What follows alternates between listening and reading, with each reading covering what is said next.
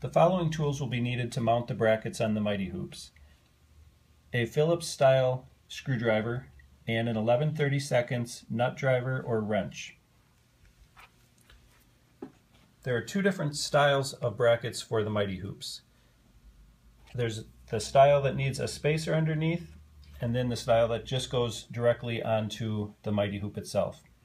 The ones that need the spacer are the ZSK brand, Happy brand, Baird and EFP, and the Brother commercial machines, not the 6 or 10 needle. There are two different types of screws that are used to mount the brackets on the Mighty Hoop.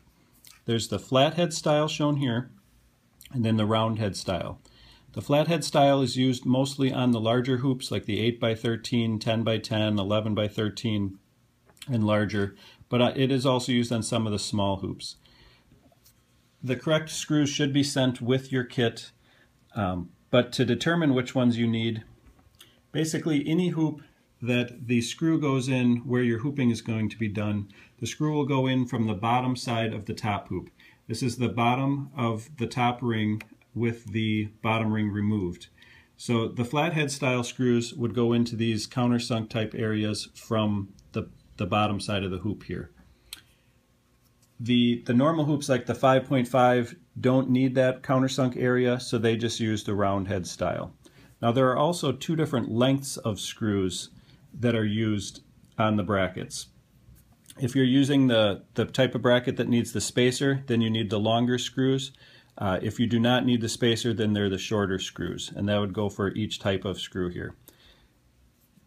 The shorter screws are 8/32 by 3/8 length. Now the flatheads are measured from the actual head of the screw all the way to the end. The roundhead screws are measured just basically on the threaded part, so that would be the 3/8, and that's the most common. The longer ones that need the spacer are 7/16 long, and they're still 8/32 screws.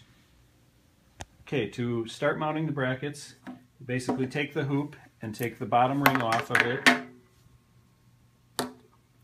And then for the style that needs the flathead screws, I'm going to put the screws in from the bottom side here into those countersunk areas.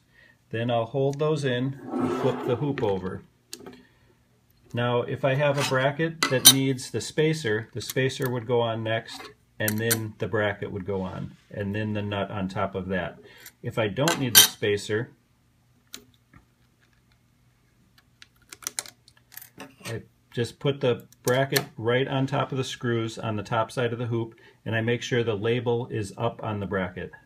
That tells you that you have it on the right side and it's the right direction. Then I just put the nuts on.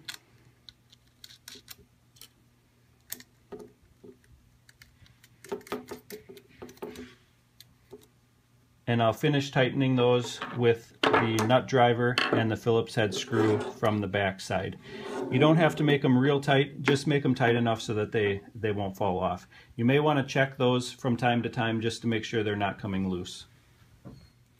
To mount brackets on hoops that do not use the flathead screws but that use the roundhead screws, start by installing the spacer if your brand needed the spacer. Most brands do not, but if your bracket came with a spacer, put that on the top of the hoop first, then put your bracket over that, and then you will put the screws in. Now this brand doesn't need the spacer, so I'm going to leave that off, and I basically just put the bracket directly on the ends of the hoop, and I put the screws down from the top.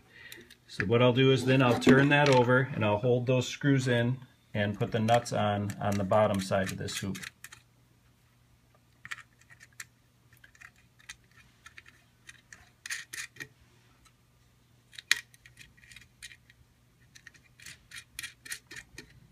Once they're on, I'll finish tightening them up with the nut driver and the Phillips head screwdriver. Again, you don't have to have them really tight, just snug them up. And make sure your brackets have the label facing up on the top side of the hoop. Then you'll know that the bracket is the right direction.